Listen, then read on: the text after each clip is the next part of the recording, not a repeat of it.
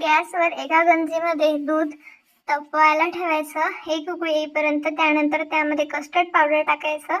1 चम्मच custard powder एका वाटीमध्ये दूध घेऊन मिक्स करायचं. व्यवस्थित मिक्स होईपर्यंत त्याला फिरवायचं आणि मग ते दुधामध्ये टाकायचं आणि त्याला स्टर करायचं. त्यानंतर टॉप या कंपनीचं दूध पावडर घेऊन त्यामध्ये दूध पावडर मिक्स करायचं. इकडे आपण बाजूलाच कढईमध्ये तेल टाकून ब्रेडचा केलेल्या कापा त्यामध्ये टाकायच्या आणि त्या गोल्डन ब्राऊन होईपर्यंत ब्रेड आपल्याला तळून घ्यायचे आहे. तिकडे कस्टर्ड पण एका हाताने चम्मचनी स्टर करत राहा. अशा प्रकारे आपले ब्रेड हे गोल्डन ब्राऊन कलरचे झाले आहे.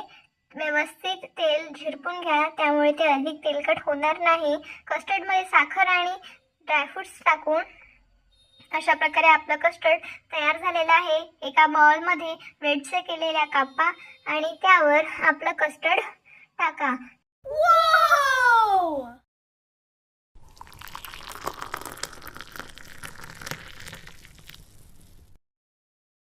अशा प्रकारे आपला शाही तुकडा तयार झालेला आहे.